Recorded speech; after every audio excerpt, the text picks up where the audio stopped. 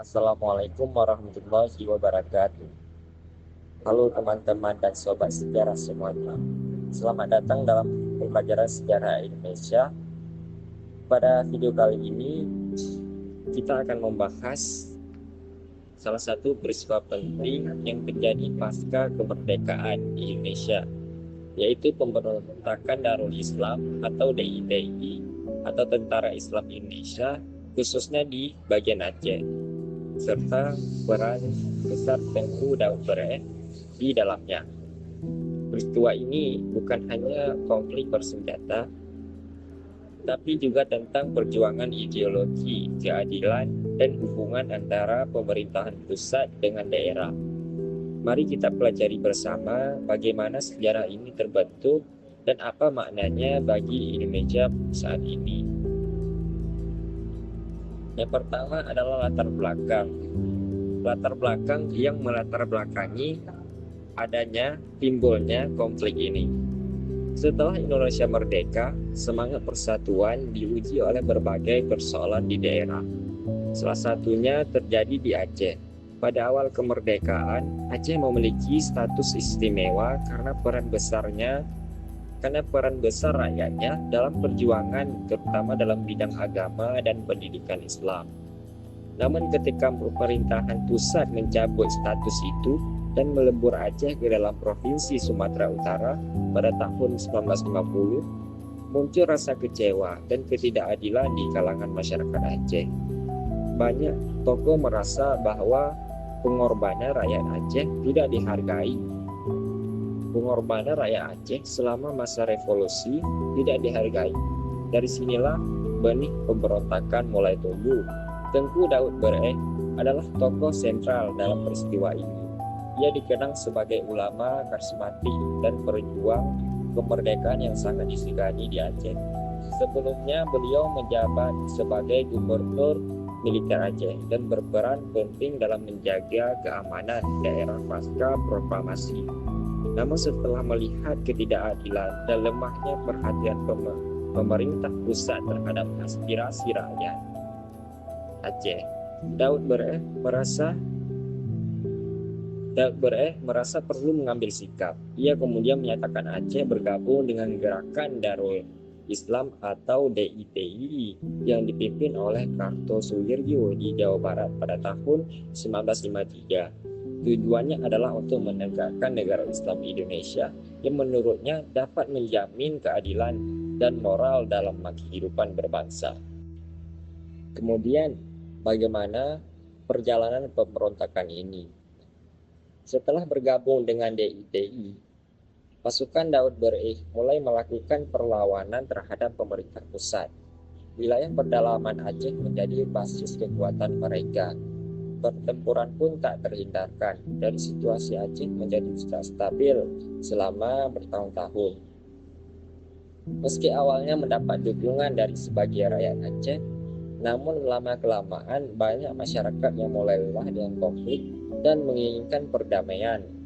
Pemerintah pusat menanggapi dengan dua pendekatan. Yang pertama adalah dengan operasi militer dan diplomasi. Dialog mulai dilakukan untuk mengakhiri pertumpahan darah dan mencari solusi yang adil bagi rakyat Aceh. Kemudian bagaimana penyelesaian dan akhir dari pemberontakan ini? Titik balik penting terjadi pada tahun 1959 ketika pemerintahan pusat memberi kembali status daerah istimewa kepada Aceh. Status ini memberi kewenangan dalam bidang agama, adat, dan pendidikan. Hal yang selama ini menjadi cita-cita rakyat Aceh. Kebijakan ini menjadi jembatan perdamaian antara pemerintahan dan rakyat Aceh. Akhirnya pada tahun 1992, Tengku Daud Bereh menyerahkan diri dan menyatakan kesetiaannya kepada Negara Kesatuan Republik Indonesia. Sejak saat itu, Aceh berfokus pada pembangunan dan kehidupan sosial yang lebih damai, meski luka sejarah itu tetap menjadi pelajaran penting bagi bangsa Indonesia. Nilai sejarah yang dapat kita ambil adalah dari peristiwa ini kita belajar banyak hal. Pertama, pentingnya pemerintah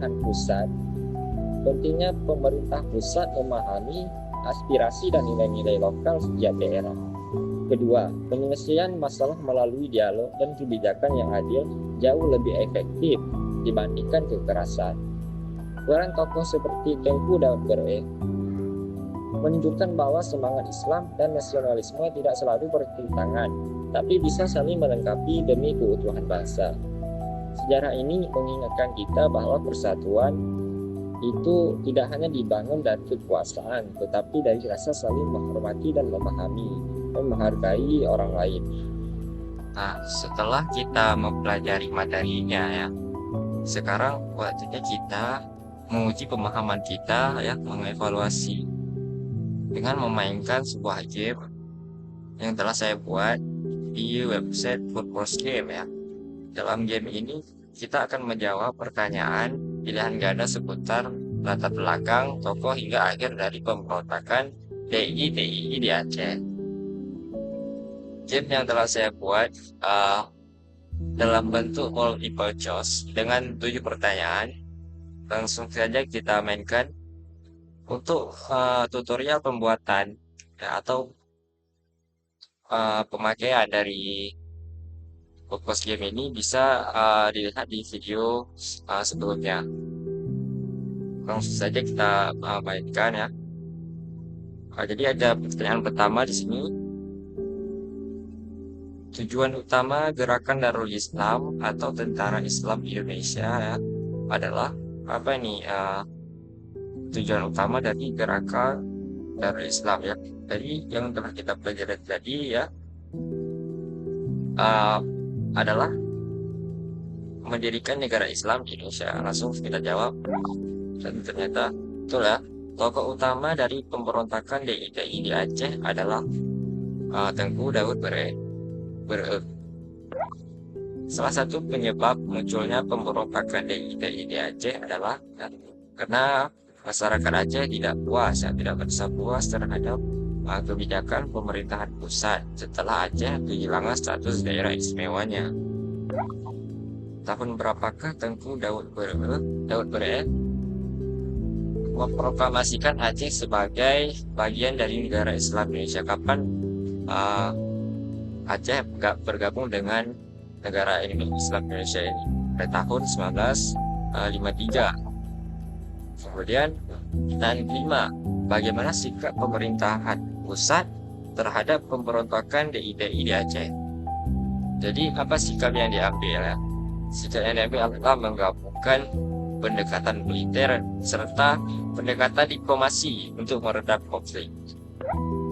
Dan upaya yang dilakukan pemerintah untuk mengakhiri pemberontakan DIY di Aceh. Bagaimana upaya pemerintah untuk mengakhiri pemberontakan ini?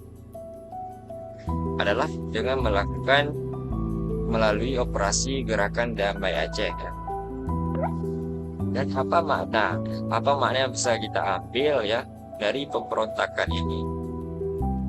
Maknanya adalah membuktikan keberhasilan pendekatan damai ya untuk menyelesaikan konflik ideologis.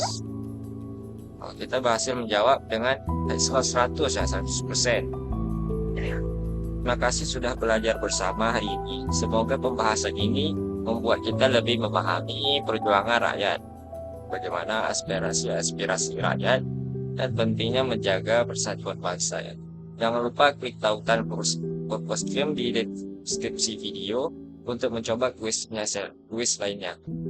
Sampai jumpa di video sejarah berikutnya, dan terus semangat belajar memahami masa lalu untuk masa depan yang lebih baik.